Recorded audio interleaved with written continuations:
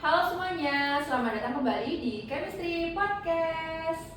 Nah, di episode kali ini kita bakalan kedatangan bintang tamu spesial nih. Siapa tuh? Penasaran ya? Aku spill tipis-tipis deh. Nah, beliau adalah salah satu mahasiswa kimia angkatan 2025 UIN Sunan Kalijaga Yogyakarta loh ya. Beliau itu punya pengalaman yang keren banget sebelumnya. Dia sempat mengikuti kegiatan studi exchange ke Malaysia dan juga ke Singapura. Nah, nggak cuma itu, beliau juga mengikuti program yang namanya Global Youth Innovation Summit loh. Dan yang bikin makin kerennya lagi, beliau juga berhasil membawa pulang 3 penghargaan sekaligus. Ada yang pertama, juara 1 Best Video Project, yang kedua juara 3 Project Presentation, dan yang ketiga ada juara 3 Best Delegate loh. Nah, sebelum kita membahas pengalamannya lebih jauh, alangkah baiknya nih kita perkenalkan dulu bintang tamu utama kita hari ini. Silahkan. Oke, halo guys, perkenalkan nama aku Romansa Elkonita, biasa dipanggil El. Aku berasal dari UIN Sunan Kalijaga Kimia Angkatan 2024. Halo Kak El. Halo. Oke, sebelumnya perkenalkan juga Kak, aku Firna Andri Wijayanti, biasa dipanggil Firna, dari Kimia Angkatan 2025. Oke, halo Firna. Halo. Nah, langsung aja ya Kak El, aku mau tanya-tanya nih tipis-tipis soal pengalaman kakak dulu waktu ke Malaysia sama ke Singapura. Nah, sekarang kita langsung aja ya Kak, masuk ke pengalaman utama kakak nih. Kalau nggak salah, kakak itu pernah mengikuti program yang di dalamnya ada kegiatan studi exchange dan juga kegiatan Global Youth Innovation Summit di Malaysia dan juga di Singapura ya? Iya, benar. Bisa diceritakan dulu sebenarnya ini tuh program apa Kak? Oke, jadi GYIS atau Global Youth Innovation Summit itu program di mana tempat buat anak-anak muda Indonesia yang mau ke luar negeri. Nah, nanti di sana kita bakalan bikin project, bakalan keliling kampus-kampus terkenal, terus gak cuma itu, kita juga bakal ke wisata-wisata yang ada di negara tersebut. Nah, tadi aku sempat nyebutin project, jadi nanti kita di sana itu kita bikin suatu project yang bisa untuk digunakan di Indonesia agar menuju Indonesia emas. Nah, menarik banget ya. Oke, udah lanjut. Terus awalnya gimana sih sampai akhirnya tuh kakak tertarik terus memutuskan buat join ke acara seperti ini? Sebenarnya dari dulu itu aku emang pengen ke luar negeri, entah itu wisata atau ada program apa gitu. Aku tuh emang udah tertarik dari dulu gitu. Jadi pas temen aku ngajakin buat ikut program ini, makanya aku kayak semangat banget karena aku mikir masa ya aku kuliah nggak ke luar negeri sama sekali gitu. Aku mikirnya gitu. Ya, wah keren banget sih ya.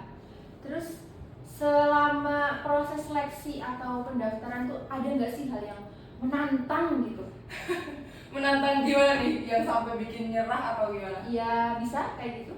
Oke, ada sih. Jadi kemarin itu kan aku cuma sampai di top 50. Nah, di top 50 itu kita cuma dapat potongan dikit.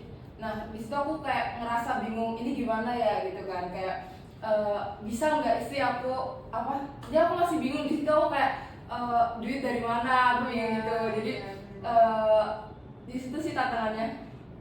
Tapi aku yakin ke diri sendiri kalau bisa gitu. Harus yakin, percaya diri. Iya, benar-benar.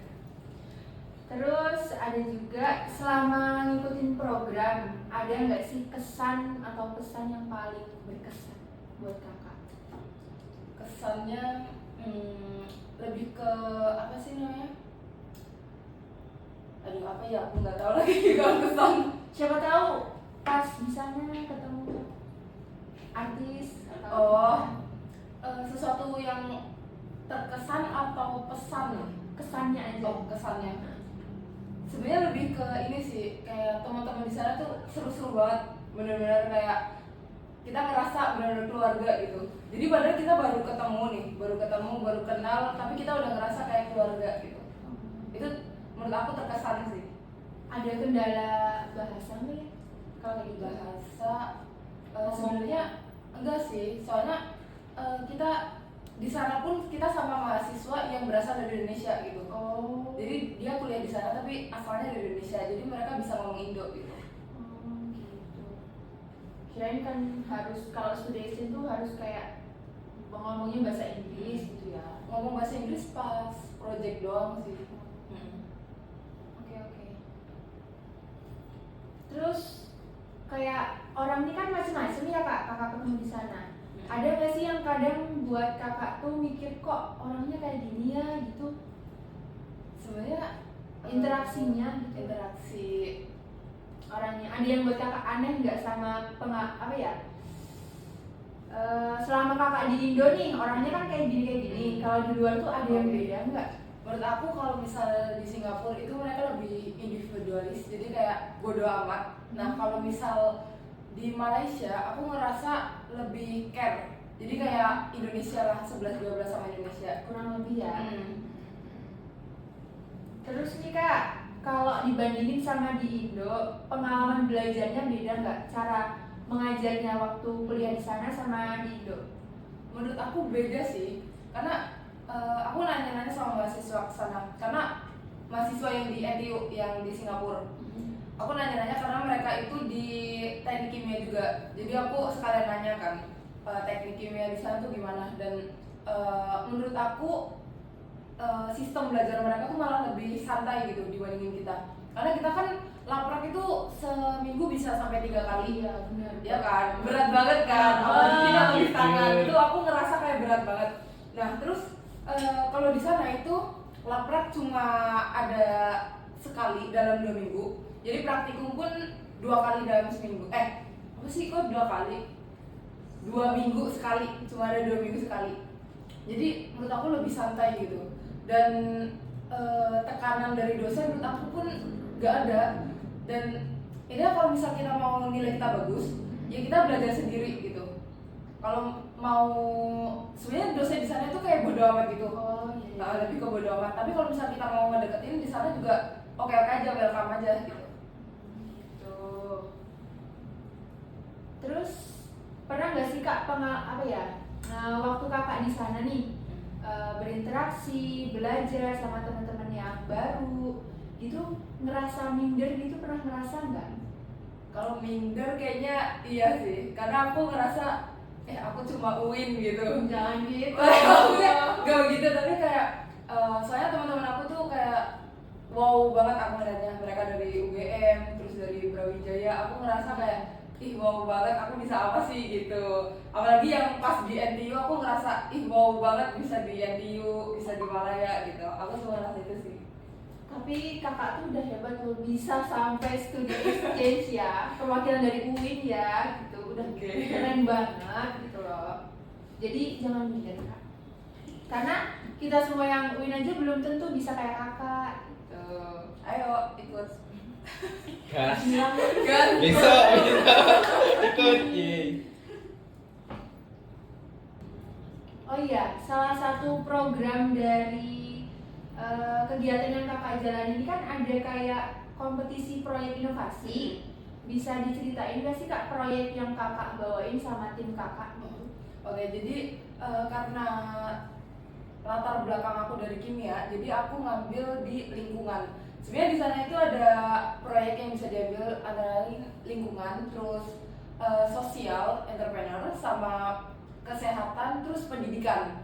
Nah, aku ngambil yang di lingkungan karena kan nyambung kan sama kita kimia gitu. Jadi aku ngambil kimia.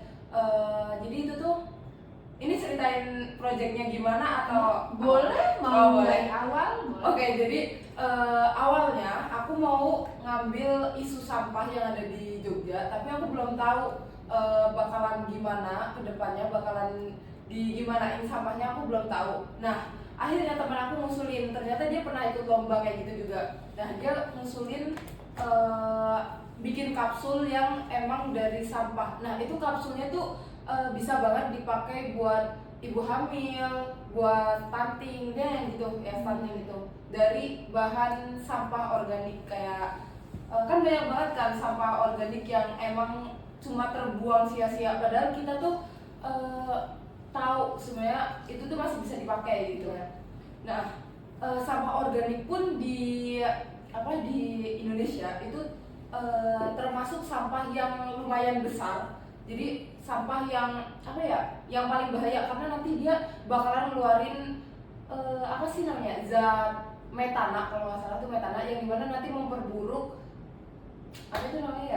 efek rumah kaca. Nah, jadi kita ngebuat gimana caranya biar sampah organik tersebut tuh bisa berkurang gitu. Jadi kita bikin kapsul selain buat ngurangin limbah organik di Indonesia, itu pun bisa buat kesehatan, kan stunting gitu kan. Yeah. Jadi bisa buat ngurangin stunting juga yang ada di Indonesia gitu. Ya. Dari bahan sampah organik ya? Iya, jadi nanti dipilah gitu.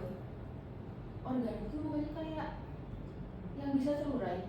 Iya bisa, tapi itu kalau misalnya membusuk, dia bakalan ngeluarin zat metana yang berbahaya buat lingkungan. Terus buat perlombaan kakak ini tuh persiapannya lama nggak kak? Kayaknya enggak deh, menurut aku malah sangat-sangat kita ngerasa keteteran. Enggak sih, lebih ke aku ngerasa keteteran banget karena cuma dikasih waktu 2 minggu kalau nggak salah. Berarti tergantung orangnya nggak sih? Tergantung orangnya gimana caranya dia Sama ngebagi temen-temennya? waktu. Sama teman-temannya. Tapi untungnya aku dapet teman-teman yang emang gitulah ya. Tahu lah ya.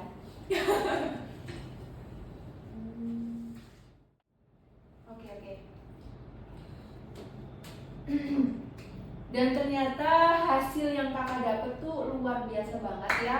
Kakak tuh udah berhasil meraih juara 1 Best Video Project, juara 3 Project Presentation, dan juga juara 3 Best Delegate. Nah, waktu kakak denger pengumuman, saat nama kakak diumumkan sebagai juara itu, gimana perasaan kakak? Nyangka nggak? Sebenarnya aku nggak nyangka, apalagi pas Best Delegate. Karena aku nggak ngapa-ngapain, kenapa jadi Best Delegate gitu. Iya. Apalagi ya gitu, ini aku nggak expect ke Best Delegate. Terus yang Best Video itu aku ngerjain bener-bener keteteran banget, apalagi aku yang dijadiin pertanggungjawaban ini video project. Jadi aku ngerasa kayak nggak mungkin nih, nggak bisa ini gitu kan, karena aku belum lihat punya yang lain tuh gimana. Dan ternyata emang punya aku yang jadi best project video gitu. Aku nggak nyangka aja itu. Banget. Oh my god. Tapi pasti para juri tuh tahu sih mana yang terbaik buat dapet juara gitu ya. Gak mungkin tiba-tiba kalau merasa kakak tuh nggak layak tapi kakak dapet, kan gak mungkin. Jurinya ini udah luar negeri ya. Terus kalau melihat kembali nih dari pengalaman kakak, dari pendaftaran, terus waktu babak penyisihan sampai berhasil bawa pulang 3 piala tuh, apa sih pelajaran terbesar bagi kakak dalam perjalanan tersebut? Pelajaran terbesarnya adalah ngebagi waktu sih. Karena pas aku boleh cerita kan ini? Boleh. Oke, jadi pas Hamin seminggu sebelum keberangkatan itu tuh aku ada tugas laprak itu 3, dan video project aku belum selesai sama sekali. Nah, terus aku bingung kan ini gimana ngebagi waktunya. Aku bener-bener di situ dalam seminggu itu tuh aku kurang tidur, aku kurang makan, bahkan BB aku langsung turun drastis banget kan. Di situ aku ngerasa stres sih, dan makan pun aku nggak nafsu, padahal aku biasanya makan banyak. Ini dikit banget aku makan, terus aku ngerasa ini nggak ada yang nggak beres gitu kan. Terus habis itu pas Hamin 2, pas udah mepet ini, project aku kan belum selesai kan, video project. Kalau projectnya udah, nah video projectnya belum selesai, aku bingung nih. Akhirnya aku lembur 2 hari nggak tidur, sama makan pun cuma dikit karena aku nggak nafsu. Nah, Hamin 2 itu aku ngopi, itu kan udah nggak tidur 2 hari kan. Udah tidur, Iya, makan bener. sedikit, ngopi, asal. Aku makan dikit tuh, terus habis itu aku ngopi, tapi aku malah ketiduran. Mungkin saking capeknya atau gimana, aku nggak tahu ya. Terus akhirnya tidur, aku bangun di sekitar jam 3:30 atau jam 4-an gitu kan. Aku bangun terus aku niat mau ke kamar mandi kan, karena aku ingat aku belum sholat isya di situ. Terus habis itu aku kamar mandi, sampai kamar mandi aku ngerasa kayak badan aku panas semua kan. kalau orang demam kalau panas tuh kan ngerasa kan. Iya. Kalau demam tinggi itu pasti ngerasa banget. Nah terus aku ngerasa badan aku tuh panas banget. Pas sampai kamar mandi tiba-tiba aku jatuh dan pingsan gitu. Terus aku bangun itu sekitar jam 4:30 pas azan subuh. Itu aku posisi masih di kamar mandi. Ya Allah. Ya Allah, merinding banget. Teman-teman aku posisi ada beberapa yang udah pulang dan ada yang belum bangun. Ya emang kebanyakan belum bangun di jam segitu. Iya sih. Iya, terus aku bangun-bangun kaget dong. Terus habis itu karena baju aku belum merasa kalau baju aku basah kan. Terus aku habis itu langsung lari ke kamar dan yaudah aku langsung tidur. Di situ aku nelpon teman aku, terus akhirnya dibantuin sama teman aku. Gitu. Pengalamannya Serem sih. kok bisa sih apa? Bener-bener jatuh ke kamar mandi ya? Iya, jatuh. Tapi untung aku gak kepentok apa-apa sih, untungnya gitu. Kalau kebentok, ya lah. Jangan. Oh ya, lanjut aja nih kak. Kakak nih ya mahasiswa kimia ya. Menurut kakak tuh peluang buat mahasiswa kimia go internasional tuh seberapa besar sih kak? Oke. Sebenarnya itu lumayan gede sih karena kita kan kimia ya. Nanti kita bisa ngambil di lingkungannya. Itu ya menurut aku gede sih. Karena kimia itu Terbaginya fleksibel. macam-macam. Iya. Fleksibel, mau dimanapun dia bisa masuk gitu. Bahkan menurut aku di entrepreneur itu bisa dia. Jadi iya karena kayak punya aku kan tadi kapsul gitu kan. Jadi kita jualan kapsul pun bisa kan. Oh iya. Gitu. Sebenarnya kimia itu fleksibel banget gitu. Jadi tergantung kitanya aja mau atau enggak gitu buat ikut program kayak gitu. Ya kalau mau ikut pun itu gampang buat masuknya.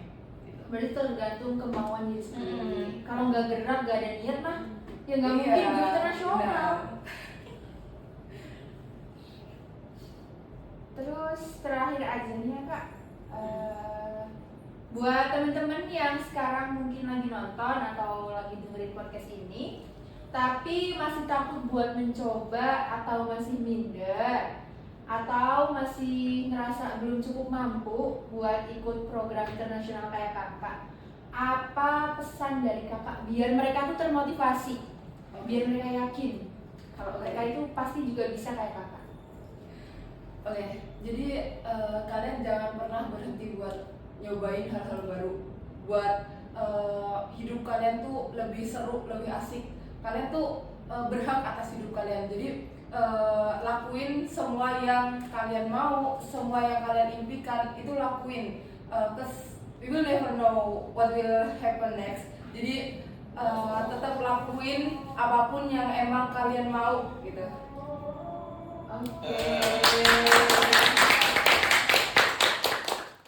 Oke, sebelum aku menyampaikan insight podcast hari ini buat teman-teman yang di belakang nih, di belakang layar, tim editor aku, ada yang mau ditanyain nggak nih? Yang Aduh. mau kepo-kepo boleh banget. Namanya apa ini Langsung ya? disampaikan aja. Ini kak, apa ya? Proses seleksi untuk bisa lolos student exchange tuh kayak gimana dan seperti apa aja, terus kayak saingannya tuh seketat apa gitu, dari berapa banyak gitu kak? Coba. Untuk seleksi ya, jadi Iya. kita itu dibagi berbagai tahap. Jadi yang pertama nanti kita bakalan seleksi berkas dulu. Setelah seleksi berkas lolos, kita bakalan seleksi apa ya namanya? Aku lupa. Ini nanti kita dikasih soal, kalau nggak salah 100 atau 50 soal gitu. Kita jawab, terus ada esainya juga. Jadi nanti kita ngejawab esai. Nah, peluang besar buat apa itu namanya? Buat dapetin, Iya. buat lolos ke tahap berikutnya itu ada di esai. Ini kuncinya itu ada di esai. Nanti kita dia harus pintar-pintar ngerangkain kata di esai. Terus setelah esai lolos, setelah tadi soal-soal tadi lolos, ada tahap LGD. Jadi nanti kita Zoom meet itu kita apa ya, LGD itu kan kayak dikasih sebuah isu, terus kita gimana caranya buat nyelesain isu tersebut gitu kan. Nah, aku kalahnya di situ, aku kalahnya di LGD karena aku kurang apa itu namanya, kurang bisa komunikasinya itu kurang gitu ya aku. Ini kalau di LGD kita harus pintar-pintar komunikasi gitu. Nah, aku ngerasa di RGD itu lumayan berat saingannya karena mereka tuh rata-rata duta, terus dari univ-univ yang emang terkenal Univ top gitu ya? Iya, univ FAF. Terus habis itu setelah LGD lolos, kalau LGD lolos nanti kalian bakal wawancara. Ini adalah tahap terakhir. Jadi kalau misal kalian udah sampai wawancara, nanti bakalan dipilih 2 orang yang dapat fully funded gitu. Gitu. Udah paham belum tahapnya? Udah paham belum? Udah kayaknya. Gas daftar Gas. ini. Terus ada lagi nggak yang mau tanya? Aku mau nanya nih Kak, Boleh. persiapan apa aja sih yang dipersiapin sebelum student exchange itu? Terus kakak kan ke 2 negara ya, nah itu berapa lama di situnya? Oke, buat persiapannya apa tadi pertanyaan persiapan? Apa aja yang dipersiapin? Oh, apa aja yang disiapin? Udah pasti paspor, terus sama komunikasi, sama edit pun diperluin sih buat ngedit video project. Nah, terus sebenarnya kalau misal bahasa Inggris itu nggak begitu dibutuhin. Yang penting kita bisa basicnya aja. Kalau misal basic udah oke, bakalan bisa gitu. Nah, terus buat lama persiapannya ya nggak? Iya. Nah, lama persiapannya itu sekitar berapa bulan ya? Aku lupa. Sebulan kayaknya, sebulan 2 bulan gitu aku lupa. Nah, kalau bikin paspor itu lumayan cepet. Enggak lama kok, cepet. Lamanya itu cuma di nganterinnya doang. Jadi ngantri itu bisa sampai sebulan gitu buat nganterinnya doang. Jadi pintar-pintar kita nyari tempat yang emang nggak begitu rame bikin paspornya gitu. Nah, terus lama apa itu namanya? Di sananya. Lawan di sananya. Pas di Singapura kita cuma sehari doang. Nah, pas di Malaysia itu 3 hari. Kenapa di Singapura itu cuma sehari itu karena dolar kan tinggi ya, lagi naik, jadi ya sehari doang karena mahal juga di Singapura. Jadi di Singapura cuma sehari, terus lanjut ke Malaysia 3 hari gitu. Dan buat teman-teman yang lagi mendengarkan, semoga cerita hari ini bisa jadi pengingat bahwa jangan sampai kita membatasi diri kita sendiri sebelum kita mulai mencoba. Siapa tahu kesempatan besar yang datang dari langkah kecil yang berani kalian ambil bisa menjadi kesempatan yang tidak datang 2 kali. Saya Firna Andri Jayanti, pamit undur diri. Sampai ketemu di episode Chemistry podcast selanjutnya. See you.